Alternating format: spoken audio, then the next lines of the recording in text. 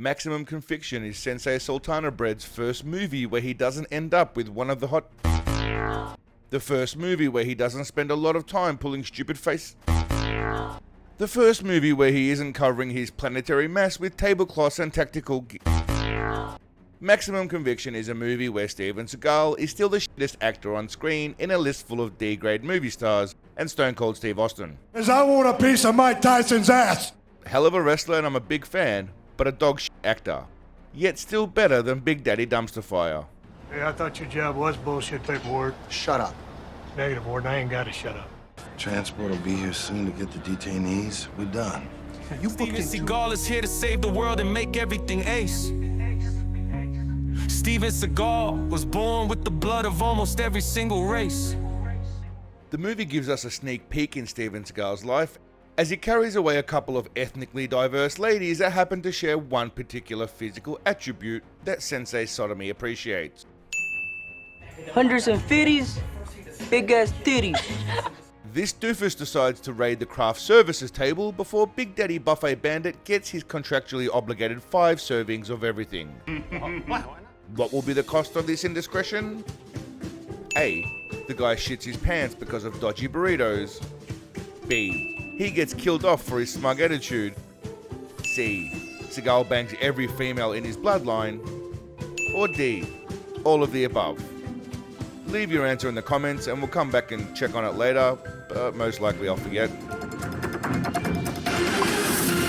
Seagal stunt double and Stone Cold meet for some banter while Seagal does some autistic shit where he refuses to make eye contact and speaks like a really dude. Yes, sir. You're my man.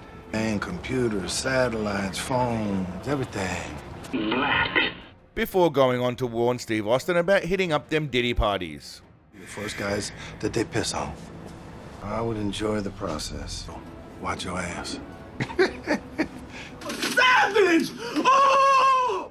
He pulls the race card once again on this cracker and lets him know this is a white-free zone.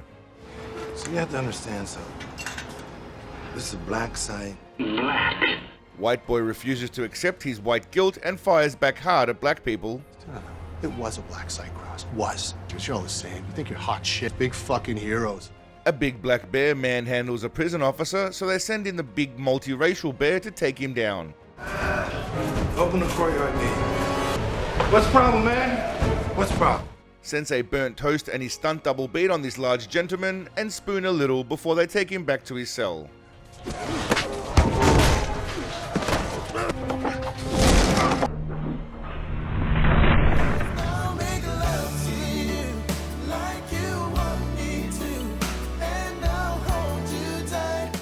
As Rapping shoots for lunch, Big Daddy Snack Attacks decides to slip in another private audition and adds one more lady because, well... Hey man, Steven Seagal here, he's a movie star. They all look noticeably concerned, and the brainy Asian proves the stereotype true by putting together the pieces about Seagal's sodomy shack. Thing is, I'm no idiot, okay? I know what this place is, and I know where guys like you come from. In a bold power move, Seagal reminds both Stone Cold and Giant Jubblies that he's already tasted her taco and he owns that shit. Yeah. I did. Whoa. Turns out I'm just a racist idiot assuming things, and Lucy Lou's real name is Samantha Mendes, because she definitely looks like a Mendes. Hello, please. Ding dong, ching chong. These women have been waiting all day for Seagal to arrive because there's nothing that young, well-endowed hotties love more than fat dudes with 3 chins and carpet for hair. These ladies have been waiting for you and Manning all day. He draws on his army knowledge to tack up with the tacking up and army lingo stuff. And nobody will see you. Keep your eyes open, your head on a swivel. I'm gonna go brief Manning, I'm gonna jump up ahead of you guys will go tack up. We need to tack up. Now. Let me tack up. Apparently some bad guys are trying to bust in and steal Seagal's personal punani stash. Samantha Mendes. And there's a whole subplot about a stupid trash machine, but no one really cares about any of that. Time's never vibrated. My wife used to have. Keep breaking it. A few moments later. None of these guys seem to notice a giant 6'2" massive bald bloke slicing their friends to death.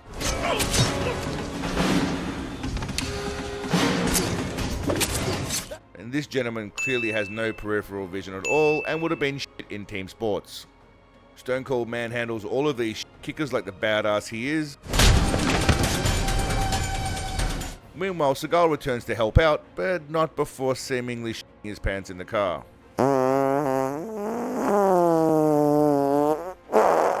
He then gets out of the car himself. No stunt double at all. So he might actually do all of his own walking and action scenes in this.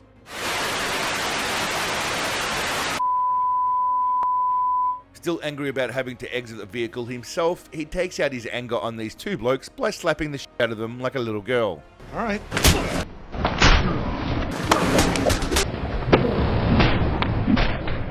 Now this fella here, he's onto something. This guy asks a question we all want to ask. Who the hell are those guys? Who the fuck are they? I'm Steven Seagal, and I love the fuck out of cookies. There are at least 15 guys walking around with various agendas, and none of it matters because right now, Big Daddy goes God mode himself.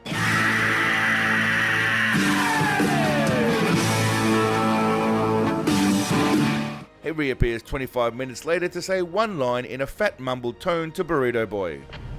no, sit tight and keep your head down or I'll probably get blown off. BB is dating some bird called Esmeralda, because apparently it's the 1960s in some strange town, who just so happens to be annoying and loud when she just needs to shut the fuck up. Esmeralda, come on. What's going on? We have to hide. Come on. No. No. We have to stay low. Okay. We have to, come on. What is going on? Shut the f up. Shut the f up. Big Daddy doing what comes familiar and creeping through dark hallways with women locked in rooms. He finally locates Samantha Mendes and the other set of jugs, and Samantha has an epiphany and recognizes that Big Papa Beanbag is a deity. Jesus, finally, you took long enough. That's right, Mendes. He is essentially modern Jesus. Jesus, finally. I know that this is technically not wrong, Probably somebody wants you dead. but we all know that it should read, Someone probably wants you dead. But it might could be an illusion. He brings out Jugs number 2 and reminds them both who the master is in life. Be good little slave dolls and nobody gets hurt. If you don't listen to me, or you make a false move, I'll kill you just like I killed them. Long and the short is, do what I say, be smart, you'll do well. This guy appears to be shooting at midgets or the floor itself, while Seagal escorts the girls to safety and drills the Asian chick about her pregnancy and whether he is the father. What are you carrying? You tell me. Things heat up as she shows some flesh and side boob, but Sensei isn't impressed as he calls on his photographic titty memory for recollection. Yeah, I've seen those before. These ladies threaten to call the police in a desperate plan to escape, but Big Daddy Dungeon Master shuts them down instantly. The police do not know about this place. Never could, never will. This all gets interrupted by two inmates with an interesting proposal. We know you got some women back there. Just give us one. We'll take our frustrations out on her. Okay. Or you can fuck her yourself and just give us your keys. As a man of honor, Sensei Shakespeare responds with possibly the toughest, rawest, fear-inspiring line ever. I got a better idea. Why don't you f your mama when you pet poodles? Huh? I got a better idea. Why don't you f your mama when you pet poodles? Bigger Jugs takes Asian Jugs hostage, so she's clearly a baddie in more ways than one. Hey, head over here! Sensei doesn't have time to waste, so he takes his time beating on this guy, and does so draped in full tactical fatness, while still cracking wise. Does that hurt? You pussy. He hooks up with Stone Cold and his other homies, and he kindly... Trying to pass down some of the secrets that have made me a master shooter. This includes no-look shooting and looking like a tubby sloth. Having fun yet? Stone Cold asks for a team-up, but Seagal is too fat and lazy and just doesn't want to walk. You want to hit that bitch together? I'd love to, but unfortunately they're too mobile. They're too active, they walk too much, or too quickly, or up too many stairs. He speaks some more army stuff in his mumbling, blobby voice, and everyone waddles off to their respective side quests. You guys, I want you to sweep up the rear, make sure Manning 6 is clear. I'll radio out when I hit the target.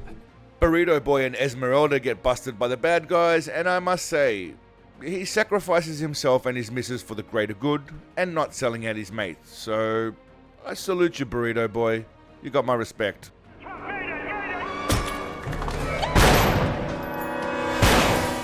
None of these gentlemen notice the behemoth of a man just visibly crouched down near them, and Stone Cold stuns them into extinction.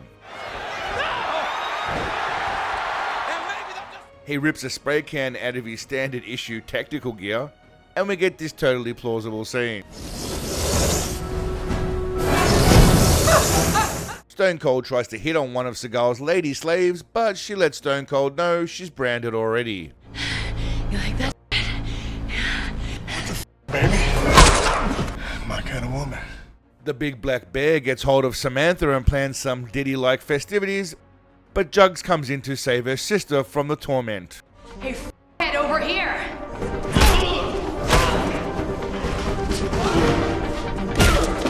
This dude actually seems to fight like a grizzly bear, swinging his paws.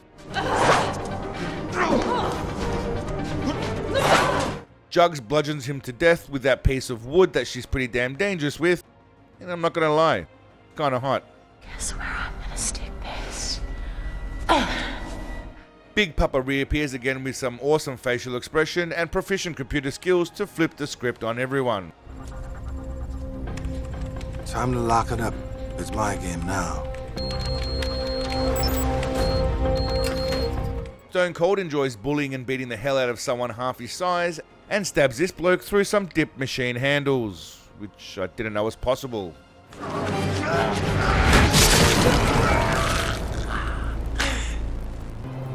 No pain, no gain.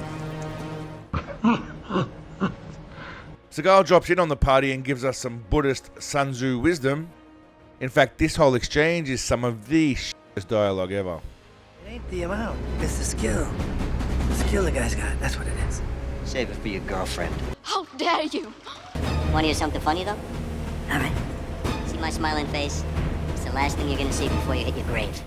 Then, after all of that nonsense, he just slowly backs away and everyone just starts shooting at each other.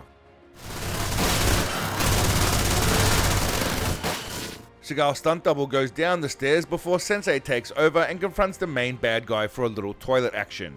Not George Michael Styles. No, I'm not Special Forces. I was never Special Forces. I was a Marine. Bad guy tries to bribe Seagal with some clean money, but as we know, I'm not all about the money, I'm all about the honor. This isn't about good guys and bad guys anymore. We split that money right down the middle. You walk away a rich guy. It's not about money. I don't want money. I don't need money. they both disrobe in what I thought was going to be an intense lovemaking scene, but they seem to have trust issues. I kind of feel like you're not being completely sincere. What, you don't trust me? Not exactly. Instead, Seagal karate chops him and beats him into submission.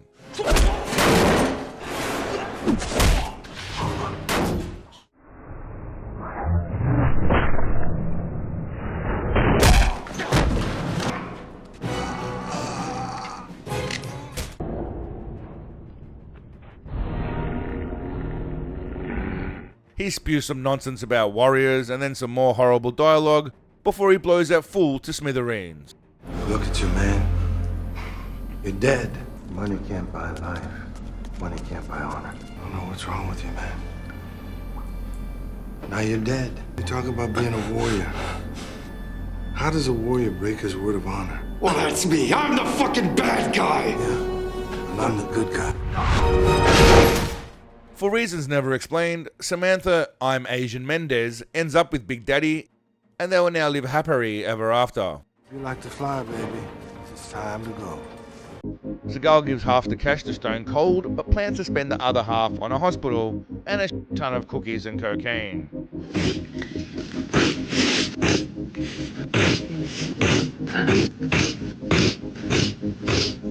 He wasn't in the movie a great deal. He didn't do a whole lot. But without the presence of the rotund Ronin, this movie would have simply been F grade, not D grade. Personally, I needed to see and hear more from Big Daddy. Too many other people trying to steal the limelight. We're all here for one wombat, and one wombat only. This bitch is fully decommissioned. I took us off the grid. Thanks for watching, Legends. Think about liking and subscribing to the channel if you had a smidge of fun today. It earns you an extra 250 social credit points, which is handy for anyone. There's an awesome range of Bushido merch with timeless Seagal slogans worth having a squiz at. But until next time, my friends, Always carry a spray can with you for emergencies. Definitely don't chew your burrito like an uncivilized animal. But above all, stay awesome. Peace, legends. Sunshine bright in the sky, and I'm free when I close my eyes. Help me wash away my sorrow.